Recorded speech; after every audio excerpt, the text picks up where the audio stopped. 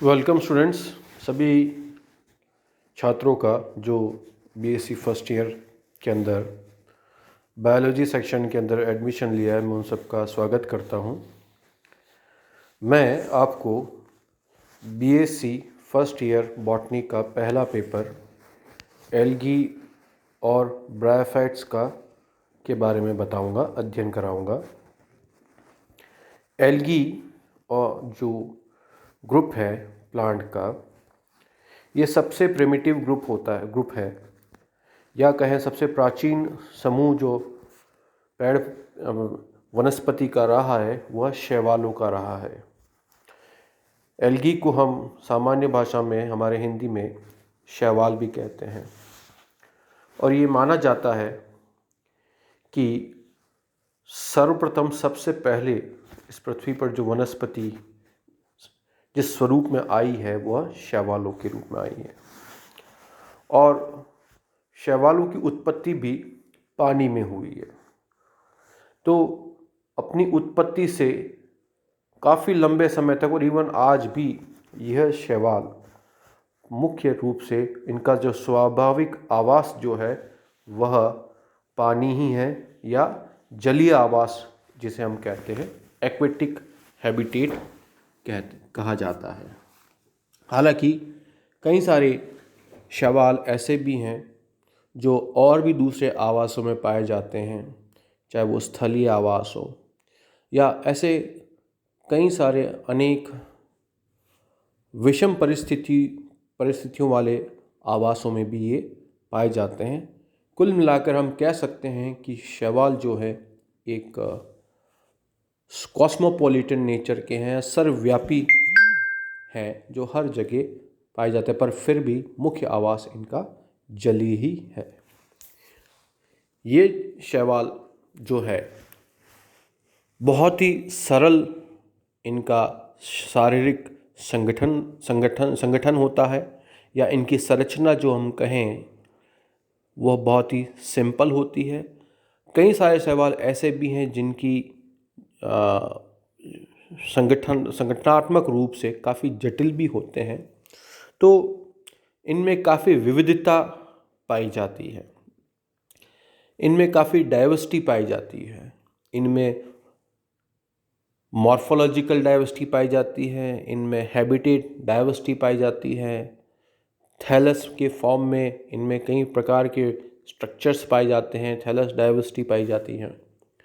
तो शैवालों के हम जनरल कैरेक्टर से इनकी शुरुआत करेंगे और जो इस स्लाइड में आप देख रहे हैं कि व्हाट आर एल्गी, एल्गी किसे कहते हैं। Algae is a group of chlorophyll containing thalloid plants.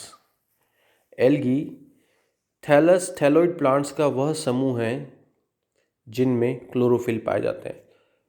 खैर, जब प्लांट्स की बात आती है तो एक बात स्पष्ट होती है, प्लांट्स का एक अभिलाक्षणिक लक्षण यह है कि उनके अंदर क्लोरोफिल पाया जाता है। क्लोरोफिल का पाया जाना मतलब उनका रंग या उनकी जो कोशिका जिन उत्तकों में या जिन अंगों में क्लोरोफिल होता है वह हरा होता है। अभिप्राय ये है कि वह अपने भोजन का निर्माण स्वयं कर सकते हैं प्रकाश संश्लेषण के माध्यम से। यह हम यूँ कहें कि कोई भी जीव अगर प्रकाश संश्लेषण कर रहा है तो हम उसे प्लांट कहेंगे। दूसरा जो मुख्य जो इनका करैक्टरिस्टिक है प्लांट्स का कि वो नॉन मोटाइल नेचर के होते हैं, वो अगतिशील होते हैं। इसके साथ ही उनकी कोशिका में कोशिका भित्ति पाई जाती है और कई विभिन्न प्रकार के बीजाणुओं का निर्माण ये अपने जीवन चक्र में करते हैं। तो मोटे तौर पर ये सभी करैक्टरिस्टिक सभी पौधों में पाए जाते हैं, चाहे वो प्लांट किंगडम जो पादप जगत है जिनको हम मुख्य रूप से एल्गी, ब्रायोफाइट्स, टेरिडोफाइट्स, जिम्नोस्पर्म्स और एंजियोस्पर्म में विभाजित करते हैं। तो ये जो 5 बड़े समूह जो हैं पादप जगत के, उन सभी के ये 4 इम्पॉर्टेंट कैरेक्टर्स हैं जो इनको प्लांट किंगडम में या प्लांट कहलाए जाते हैं। तो एल्गी जो है they are chlorophyll containing thalloid plant. Thalloid plant का मतलब होता है जिनका संरचना बहुत ही सिंपल होती है, और ऐसा प्लांट जिसको हम जड़, तना या पत्ती में विभाजित नहीं कर सकते, उसका कोई एक निश्चित स्वरूप नहीं होता है।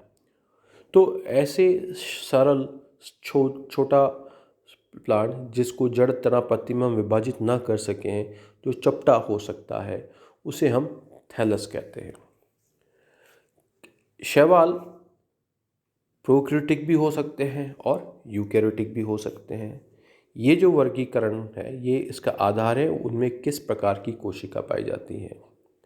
अगर शैवाल में कोशिका प्रोकैरियोटिक प्रकार की है, प्रोकैरियोटिक का मतलब यहाँ पर यह है कि उनके अंदर कोशिकांग नहीं पाए जाते हैं, जैसे कि माइटोकॉन्ड्रिया, मतलब मेम्ब्रेन बाउंड ऑर्गेनल्स नहीं होते हैं, न्यूक्लियस नहीं है, एंडोप्लाज्मिक रेटिकुलम नहीं है, क्लोरोप्लास्ट नहीं है। तो ऐसे कोशिकाओं को हम प्रोकैरियोटिक कोशिका कहते हैं, और इनकी कोशिका भित्ति भी एक विशिष्ट प्रकार की होती है, म्यूकोपेप्टाइड से बनी होती है। तो हम ऐसे कोशिकाओं को प्रोकैरियोटिक कोशिकाएं कहेंगे, और जीव जो कि प्रोकैरियोटिक कोशिकाओं से मिलके बना होता है तो हम उसे प्रोकैरियोटिक जीव कहते हैं।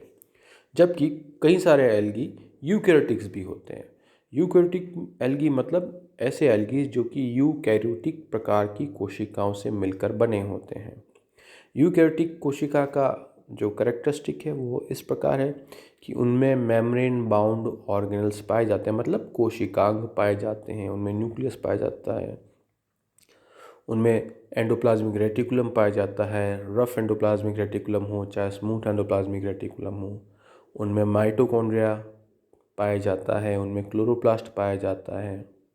तो अगर इस प्रकार के कोशिकांग पाए जा रहे हैं और उनकी कोशिका भित्ति भी सेल्यूलोज, मुख्यतः सेल्यूलोज की बनी होती है, सेल्यूलोज एक पॉलीमर है, तो हम उसे यूकैरियोटिक कहेंगे। अर्थात शैवालों के अंदर काफ़ी डाइवर्सिटी है, कई सारे शैवाल प्रोकैरियोटिक भी हैं और कई सारे शैवाल यूकैरियोटिक भी है। अगर हम यूकैरियोटिक और प्रोकैरियोटिक शैवालों का कंपेयर करें तो ये माना जाता है कि सबसे पुराने शैवाल जो पृथ्वी के जो विकास के क्रम की बात करें तो सबसे पहले जो शैवाल पृथ्वी पर विकसित हुए होंगे, इवॉल्व हुए होंगे या आए होंगे, वो प्रोकैरियोटिक शैवाल ही थे। और इन्हीं प्रोकैरियोटिक शैवालों से यूकैरियोटिक शैवालों का ओरिजिन हुआ है या उद्गम हुआ है, और धीरे धीरे ये विकास का क्रम आगे बढ़ते हुए शैवालों से ब्रायोफाइट्स की ओर गया। ब्रायोफाइट्स के समानांतर टेरिडोफाइट्स भी इवॉल्व हुए, और उसके पश्चात जिम्नोस्पर्म्स, और रिसेंट में देखा जाए तो पुष्पीय पादप, जिन्हें हम एंजियोस्पर्म कहते हैं, फ्लावरिंग प्लांट कहते हैं, वह इवॉल्व हुए हैं। The plant body is undifferentiated, can not be divided into root, stem and leaves, and it is called thallus. तो जैसा कि मैंने कहा था कि इनकी जो प्लांट बॉडी है, हम उसको विभाजित नहीं कर सकते हैं रूट्स में, स्टेम में या लीव्स में, इसलिए हम इसे थैलस कहते हैं। इसी तरह से ब्रायोफाइट्स के प्लांट्स को भी हम थैलस ही कहेंगे। शैवालों के अध्ययन को वह शाखा, विज्ञान की वह शाखा जिसमें शैवालों को अध्ययन किया जाता है, उसे हम फाइकोलॉजी कहते हैं।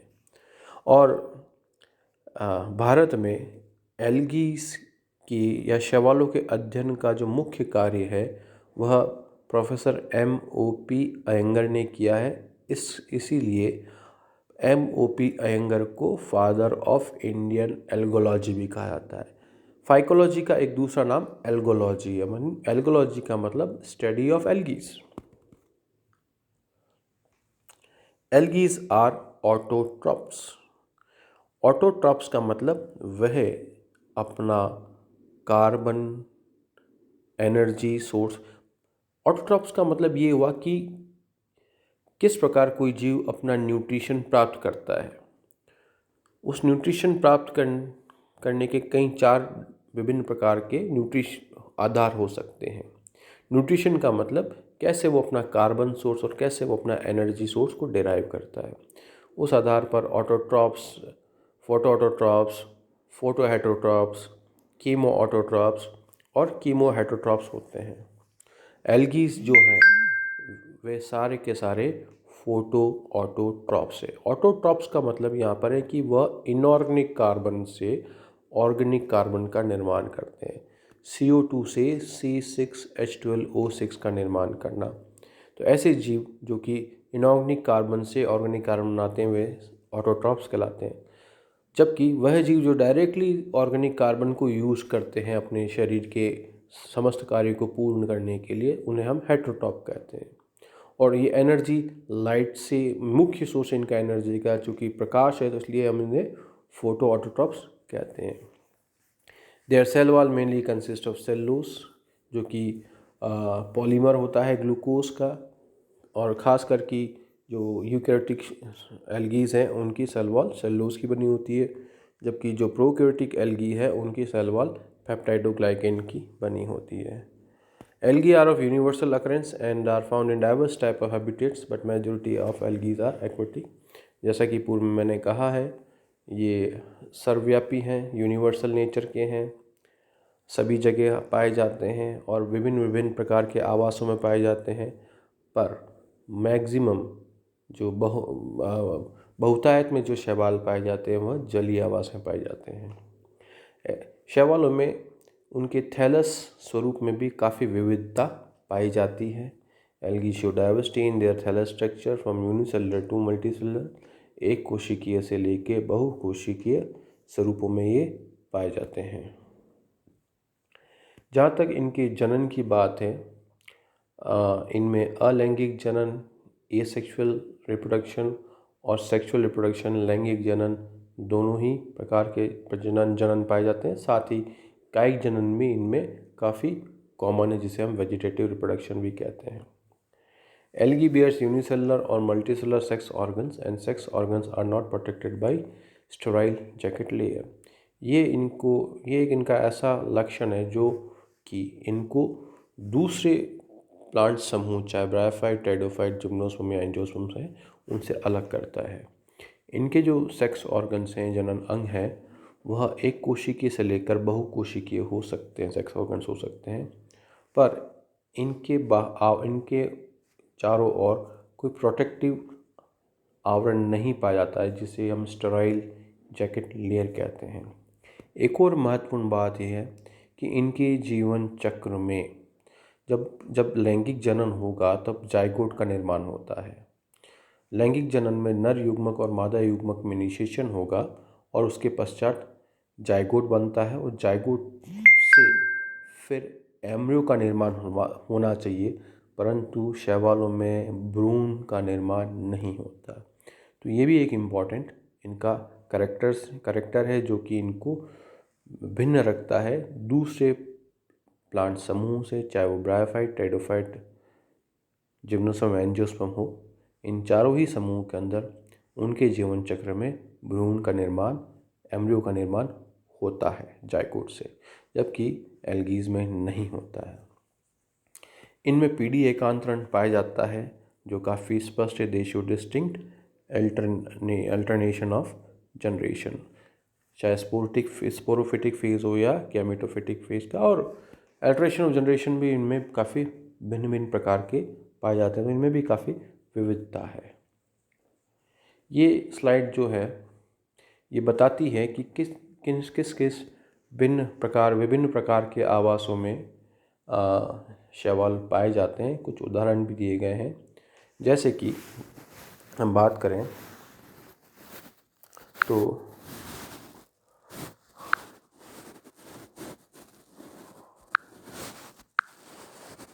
आप देख सकते हैं कि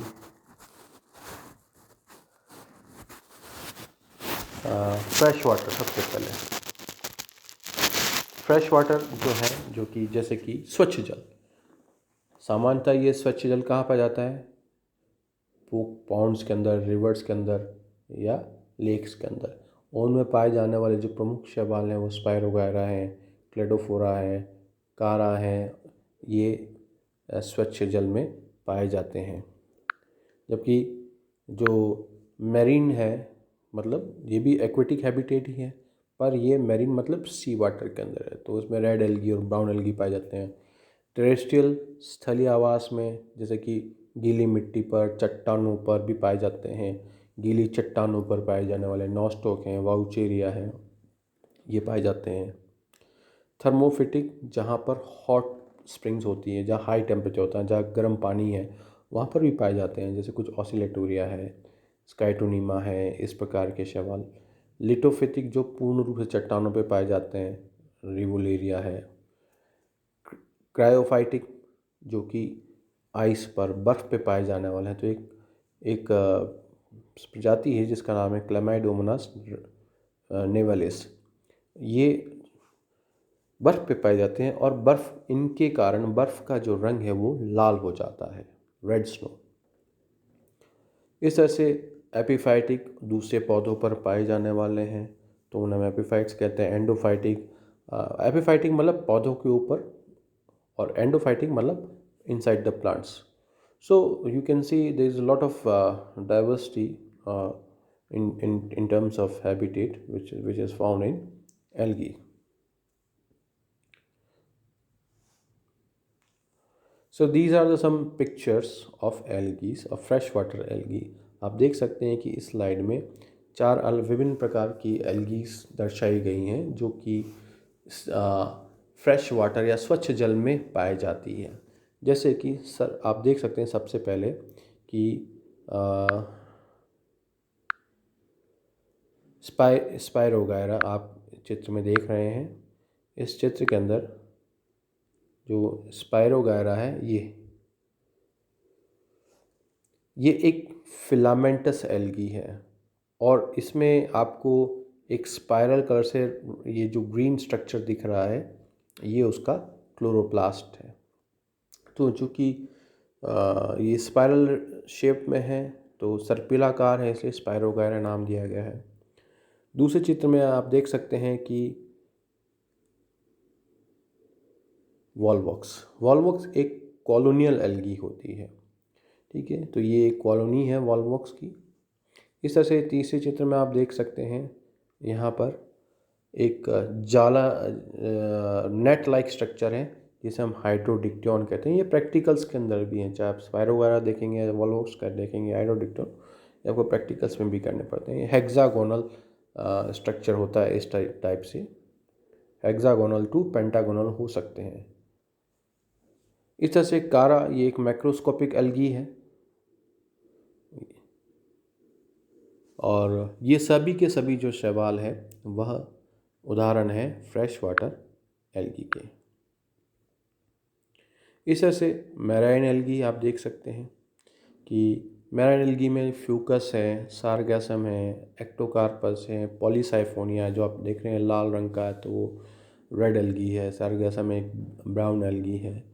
तो ये मैराइन एल्गी में समुद्री जल में पाए जाने वाले हैं। इन्हें हम मैराइन एल्गी भी कहते हैं। कुछ टेरेस्ट्रियल एल्गी भी होते हैं, स्थलीय वातावरण में पाए जाने वाले, जैसे कि आप इसमें देख सकते हैं यहाँ पे बॉट्रीडियम, नॉस्टॉक। ये नॉस्टॉक बॉल्स आप नॉस्टॉक काफ़ी कॉमन एल्गी और बहुत ही डोमिनेटिंग एल्गी है, और हर जगह ये देखने को मिल सकती है नॉस्टॉक।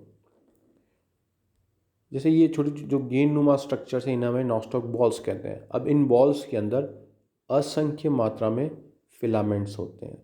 ये जो मोतियों के आकार के जो मोती-नुमा संरचना दिख रही हैं, इन्हें हम एक इंडिविजुअल फिलामेंट कहते हैं, जिसे नॉस्टॉक कहते हैं। नॉस्टॉक जो है वह एक प्रोकैरियोटिक शैवाल है, साइनोबैक्टीरिया का सदस्य होता है।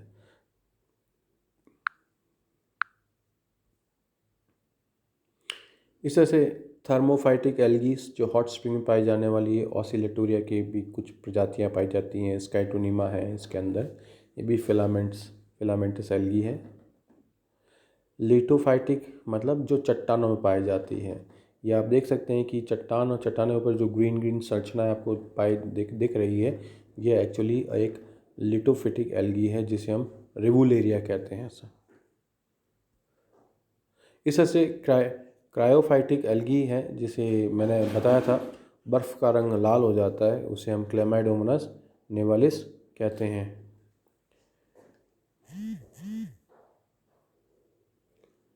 इस तरह से कुछ पैरासिटिक एल्गी भी हैं, Cephaleuros virescens which causes red rust of tea by which you can see the several damages. कहीं से आपको ये थक्के दिख रहे हैं, चकते दिख रहे हैं, ये इस पैरासिटिक एल्गी सेफेलुरस के कारण होते हैं। एंडोफाइट्स जो प्लांट्स के अंदर पाए जाने वाले हैं, जैसे कि ज़्यादातर ये जो एंडोफाइट्स हैं ये सिम्बायोटिक रिलेशनशिप में होते हैं। जैसे एनाबिना है, एजोला के अंदर पाया जाता है। एनाबिना एक प्रोक्रियोटिक शैवाल है, एजोला में पाया जाता है। इस तरह से नॉस्टॉक है, वो भी कई सारे प्लांट से पाया जाता है। जैसे यहाँ पर एक प्लांट दिख रहा है जिसे कि हम एक ब्रायोफाइट है, एंथोसेरोस। तो ये जो एक एंथोसेरोस प्लांट है, इस एंथोसेरोस प्लांट के अंदर ये नॉस्टॉक पाया जाता है। इस तरह से ये जो एनाबिना है ये इस एजोला में पाया जाता है। मुख्य काम इनका यहाँ पर ये है कि ये नाइट्रोजन स्थिरीकरण करते हैं, और इस कारण क्या है कि नाइट्रोजन डेफिशिएंसी, आप देखोगे पैडी फील्ड जितने भी राइस फील्ड्स हैं उनमें एजोला पाया जाता है, एजोला उगाया जाता है, ताकि नाइट्रोजन कंटेंट जो है सॉइल का वो बढ़ाया जा सके। एपीफाइट्स जो और दूसरे पौधों पर बाहरी सरफेस से पाए जाते हैं, उडोगोनियम है, कोलियोकीट है, इसके उदाहरण हैं। ये चित्र के माध्यम से देख सकते हैं। Algae growing on other plants and bigger algae. तो बच्चों, आज की कक्षा में मैंने एल्गी का एक ओवरव्यू लिया है, इंट्रोडक्शन लिया है, और कि उनके मुख्य कैरेक्टरिस्टिक्स क्या होते हैं, और साथ में हमने उनका कुछ विभिन्न प्रकार के हैबिटेट्स हैं, चित्रों के माध्यम से भी हमने उनके हैबिटेट्स, आवास को जानने का प्रयास किया है। और अगली कक्षा से हम इनकी सेलुलर स्ट्रक्चर की बात करेंगे। Thank you.